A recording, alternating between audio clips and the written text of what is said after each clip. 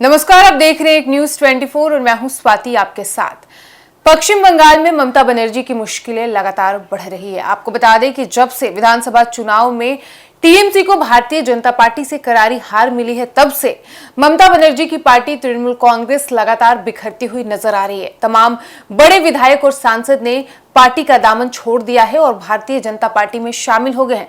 आपको बता दें कि कुछ दिन पहले खबर आई थी कि ममता बनर्जी की बेहद करीबी टीएमसी की राज्यसभा सांसद काकुली घोष ने टीएमसी का साथ छोड़ दिया है। उन्होंने पार्टी से इस्तीफा दे दिया है, लेकिन अब उसी के बाद टीएमसी की ओर से काकुली घोष पर कई बड़े आरोप लगाए गए। उनको ये तक कहा गया है कि इसके पीछे का कारण ये है कि दरअसल काकुली घोष ने अपने बेटे के लिए बारासात विधानसभा क्षेत्र से टिकट मांगा था। उनके बेटे ने यहां से चुनाव लड़ने की इच्छा जताई थी और टीएमसी की ओर से ममता बनर्जी ने उन्हें ये टिकट नहीं दिया और इसी से नाराज काकुली घोष ने ममता बनर्जी का साथ छोड़ दिया। चुनाव हार के बाद, चुनाव में जब टीएमसी को करारी हार मिली तो इसके बाद काकुली घोष ने इसी बात को लेकर उन्होंने नाराजगी जताई और टीएमसी को छोड़ दिया, इस्तीफा दे दिया। और उसके बाद कई तरह की अटकलें आई, कई तमाम बड़े और विधायक और नेताओं ने ममता बनर्जी का साथ छोड़ा।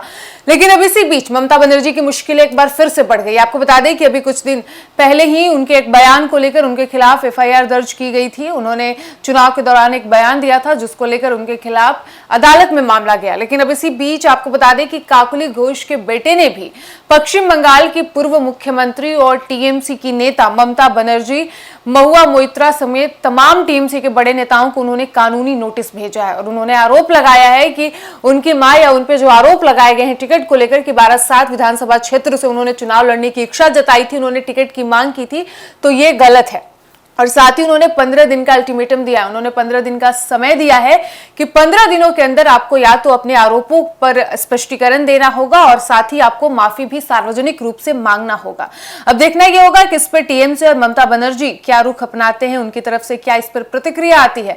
साथ ही आपको बता दें कि सिर्फ काकुली घोष ही नहीं, तमाम बड़े और बेहद ममता बनर्जी के करीबी माने जाने वाले नेताओं ने भी टीएमसी का साथ छोड़ा है। जब से विधानसभा चुनाव में ममता बनर्जी की पार्टी तृणमूल कांग्रेस को हार मिली है, भारतीय जनता पार्टी से करारी हार मिलने के बाद टीएमसी इस वक्त पूरी तरह बिखरती नजर आ रही है। तभी कभी बीच में खबर ये निकल के आता है कि ममता बनर्जी सोनिया गांधी से मिलती हैं, तो कभी उनके भतीजे अभिषेक बनर्जी राहुल गांधी से मिलने पहुंच जाते हैं और राजनीतिक गलियारों में अटकलें तेज हो जाती है कि जल्द ही ममता बनर्जी अपनी पार्टी तृणमूल कांग्रेस को कांग्रेस पार्टी में विलय कर देंगी। हालांकि इस पर आधिकारिक कोई टिप्पणी नहीं आती है, कोई स्पष्ट जानकारी नहीं दी जाती है टीएमसी की ओर से और ना ही ममता बनर्जी इस पर कोई बयान देती हैं।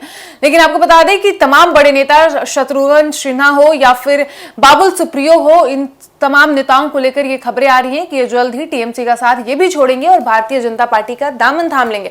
हालांकि इस बीच बाबुल सुप्रियो ने सोशल मीडिया प्लेटफॉर्म एक्स पर एक पोस्ट किया और उन्होंने लिखा कि जिस तरीके की खबर आ रही है कि मैं यानी बाबुल सुप्रियो और शत्रुघ्न सिन्हा और तमाम बड़े नेता जो पार्टी छोड़ रहे हैं, तो ये बिल्कुल गलत है, क्योंकि मैंने भारतीय जनता पार्टी को छोड़कर मैं टीएमसी में शामिल हुआ था, तो ये बहुत ही नॉर्मल है कि अब मैं वापस भारतीय जनता पार्टी में नहीं जाऊंगा और ना ही पार्टी मुझे विलय होने देगी और पार्टी मुझे शामिल करेगी। बीजेपी ना ही मुझे अपनाएगी, क्योंकि मैंने बीजेपी का साथ छोड़कर टीएमसी का दामन थामा था।